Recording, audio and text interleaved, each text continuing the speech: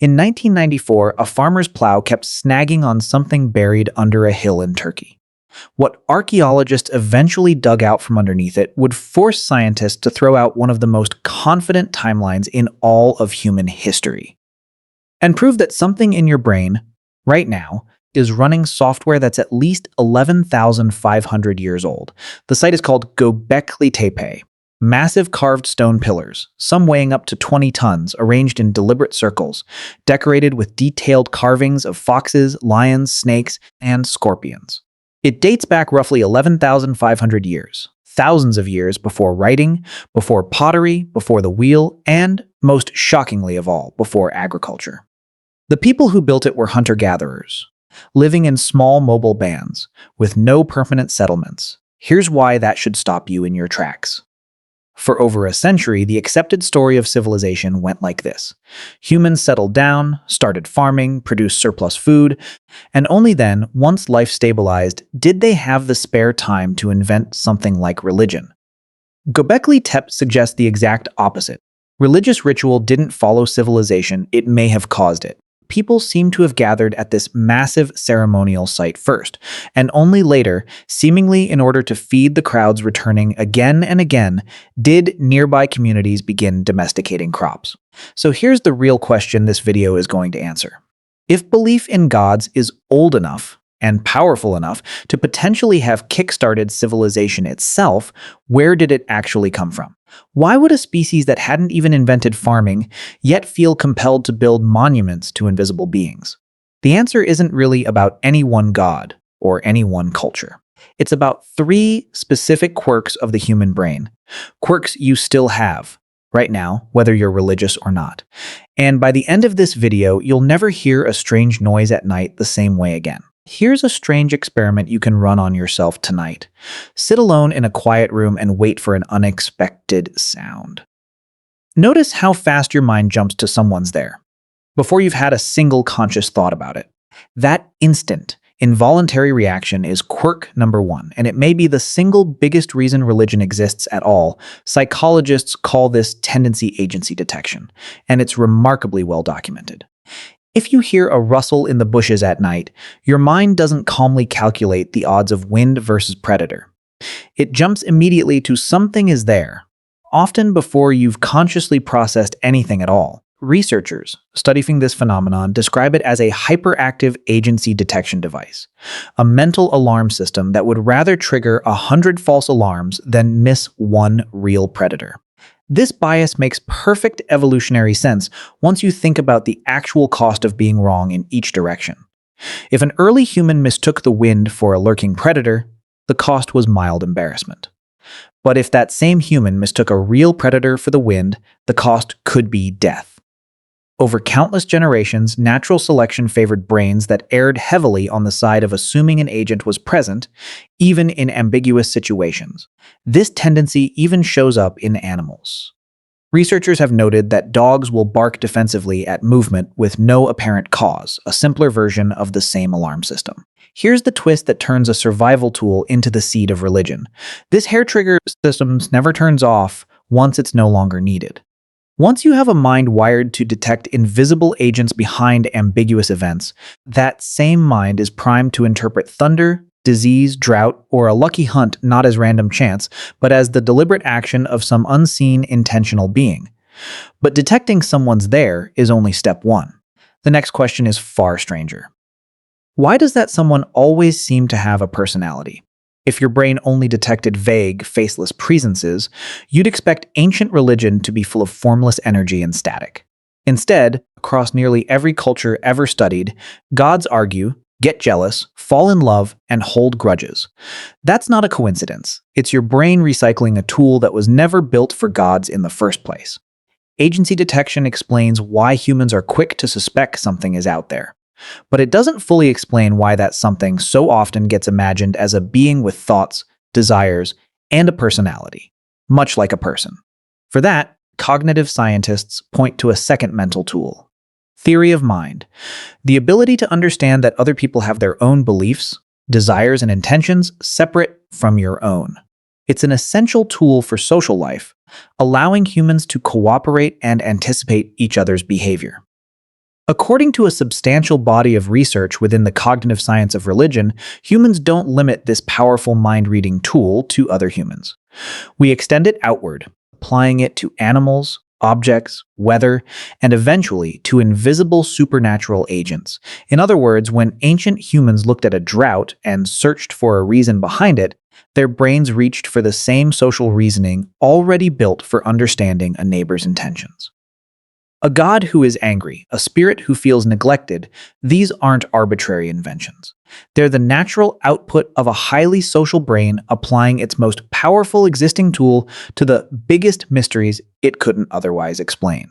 Researchers describe this as an evolutionary byproduct theory of religion, the idea that gods and spirits weren't necessarily selected for directly by evolution, but instead emerged as a side effect of two extremely useful cognitive tools that evolved for entirely different, more mundane purposes.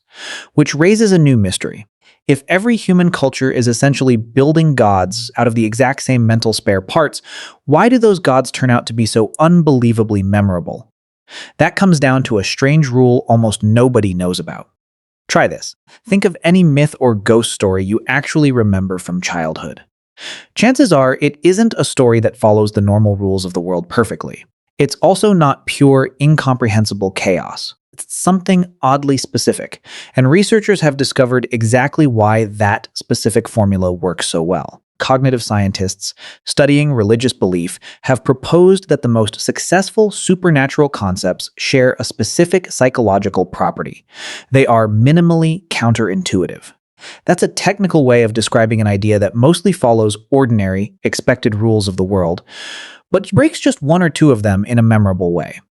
A god who thinks, feels, and communicates like a person, but who can also become invisible or exist in multiple places or live forever. That's a concept just strange enough to stick vividly in memory, while remaining familiar enough to reason about using ordinary social logic. This matters enormously for how ideas survive across oral cultures with no writing. A concept that's too ordinary is forgettable. A concept that's too bizarre becomes difficult to process and pass on accurately. But a being with mostly human qualities and one or two supernatural twists occupies a psychological sweet spot. Memorable, transmittable, and easy for a mind already equipped with theory of mind to reason about and feel a relationship with. This may help explain why, across wildly different and unconnected ancient cultures, we see a strikingly similar pattern. Gods and spirits with essentially human personalities, layered with just a handful of supernatural abilities. The underlying cognitive machinery appears remarkably consistent, even when the cultures inventing them never had any contact with one another. But memorable gods alone don't explain why entire societies organize themselves around obeying these gods. For that, we need to talk about something much more useful than fear: surveillance. Here's an uncomfortable thought experiment. Imagine you could get away with anything, guaranteed, with zero witnesses and zero consequences. Would you still behave the same way? Ancient societies stumbled onto a strange psychological trick that made millions of strangers act as if the answer was no. Even alone, even in the dark, belief in supernatural minds didn't just help explain thunderstorms. Research suggests it may have played a surprisingly practical role in holding early human societies together, particularly as those societies grew too large for everyone to personally know and monitor everyone else.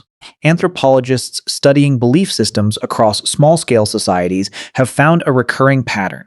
Many cultures believe in spirits or gods with a specific area of moral concern, often tied directly to their perceived knowledge. Research examining the Taivans, a community in Siberia, found that the more knowledge local people attributed to their spirit masters, the more moral concern people believed those spirits held over behavior. This connects to a broader idea researchers describe as the moralization of God's minds, supernatural beings who watch, judge, and remember human behavior, even when no other person is present. In small hunter-gatherer bands, where everyone already knows everyone else's business, this supernatural surveillance adds relatively little extra pressure. But as communities grew larger, and strangers began cooperating without ever fully knowing one another, the belief that an unseen, all-knowing agent was still watching may have provided a powerful incentive to cooperate honestly. even with zero human witnesses. Some researchers have proposed that this exact mechanism helped make large-scale cooperation between total strangers possible in the first place, long before formal laws or police existed to do the same job. But God's watching your behavior while you're alive is one thing. What happens after death is where this story gets genuinely strange. Here's something almost every human being has felt at least once, religious or not. The strange sense that someone who died hasn't actually fully disappeared. That feeling isn't a coincidence, and it isn't something you were necessarily taught. According to cognitive scientists, it might be one of the most deeply hardwired illusions your brain produces. Perhaps no experience pushes the human mind toward supernatural thinking more forcefully than death. Cognitive science points to a specific mental habit called intuitive dualism, the natural, largely automatic tendency to feel that you are somehow distinct from your physical body, rather than simply being identical to it. This isn't a belief most people consciously reason their way into. Research suggests it emerges early and naturally in child development, appearing well before children are exposed to any specific formal religious teaching. This intuitive split between mind and body has a direct, almost unavoidable consequence when applied to death. If your mind already feels separate from your body while you're alive, then watching a body stop moving doesn't automatically feel like proof that the person's thoughts and awareness have also been erased. The body clearly stops, but intuitive dualism makes it cognitively easy, even natural, to imagine that whatever animated that body might continue on somewhere else. Archaeological evidence for this instinct runs remarkably deep. Deliberate human burials, some accompanied by red ochre pigment and grave goods, have been documented at sites dating back roughly 100,000 years, long before anything like Göbekli Tepe existed. Many researchers interpret this as evidence of genuinely ancient spiritual behavior, a species already inclined, through the basic architecture of its own cognition, to imagine that death might not be a complete ending. Which brings us back to that hillside in Turkey. Because once you combine all three of these mental quirks together, something massive becomes almost inevitable. Picture 100 hunter-gatherers, none of whom farm, none of whom have permanent homes, deciding to quarry and haul 20-ton stone pillars up a hill using nothing but muscle and rope. No king ordered it, no government organized it. So what possibly could have? This brings us back to Göbekli Tepe and why its existence matters so much for this entire story. If religious cognition really is a natural byproduct of ordinary mental tools, agency detection, theory of mind, dualistic thinking about death, then it wouldn't need agriculture, cities, or written language to get started. It would only need human brains capable of the same basic cognitive tricks modern brains still perform every day. The archaeological evidence fits this picture strikingly well. The site's oldest layers, dated to roughly 9,500 to 8,000 BCE, show purely ceremonial construction. No domestic housing, no evidence of agriculture. Built entirely by hunter-gatherers who nonetheless organized the almost unimaginable labor required to quarry and erect massive pillars using nothing but stone tools.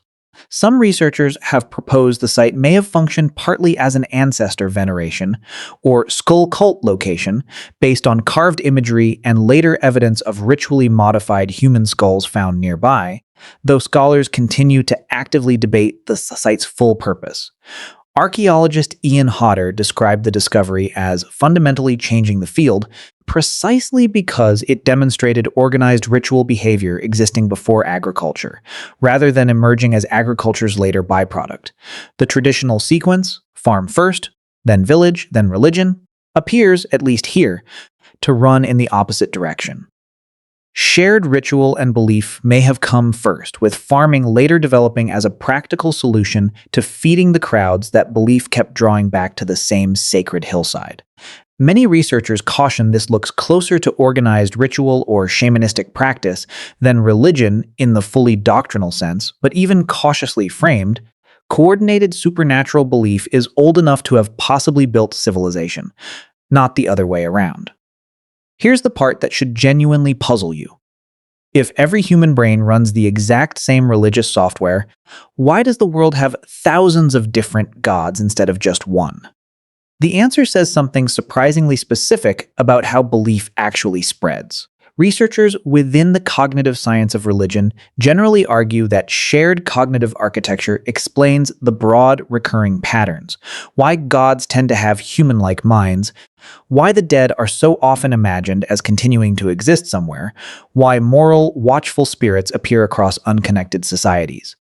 But the specific content layered onto that shared architecture, a particular god's name, a specific creation story, a specific ritual, is shaped by each culture's unique history, environment, and language, reshaped generation after generation through cultural transmission.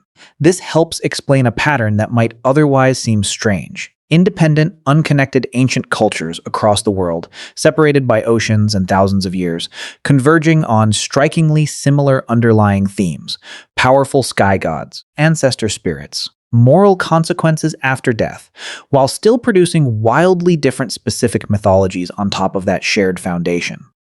It's less like every culture copying the same book, and more like every human brain being handed the same basic toolkit, then building something different depending on the surrounding environment and history. This is also precisely why modern cognitive science of religion focuses on explaining the underlying psychological tendencies rather than evaluating whether any particular religious claim is true or false. That question sits outside what this research is equipped to answer. What it can address is narrower and, honestly, more interesting. Why the human mind finds supernatural explanations so natural and so nearly universal, regardless of which specific belief system a person grows up within. Which leaves us with one final, much bigger question. So why did ancient humans believe in gods? After everything you've just learned, here's the twist. You haven't actually stopped believing for the same reasons they did. Your brain still runs every one of these programs right now today.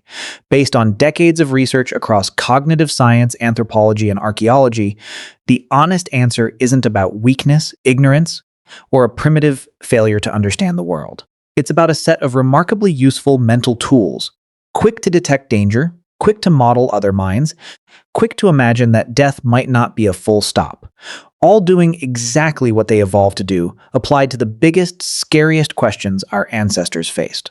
A hyperactive agency detection system that once helped a hunter-gatherer survive a rustle in the grass is the same system that, turned toward thunder or drought, produces the sense of an invisible will behind it. A theory of mind built for reading a neighbor's intentions is the same tool that imagines a watchful God reading yours. An intuitive sense that your mind is separate from your body is the same intuition that makes an afterlife feel cognitively natural, not just comforting. None of this required organized religion to invent it. If anything, the evidence increasingly suggests it was the other way around, belief helping to invent organized society itself, one 20-ton pillar at a time, thousands of years before anyone planted a single row of wheat. What's genuinely remarkable is how little the underlying human mind has actually changed. The same brain that once saw a purposeful God in a lightning bolt is the same brain, running the same basic software, that still instinctively senses a presence in an empty house at night, or feels as though someone significant hasn't really disappeared, even long after they're gone. Ancient humans didn't believe in gods because they were foolish. They believed because their minds were doing exactly what minds like ours have always done, searching relentlessly for meaning, agency, and connection in a world that never fully explains itself. And the next time you feel that same unexplainable presence in a quiet room, you'll know exactly which 11,500-year-old part of your brain is talking.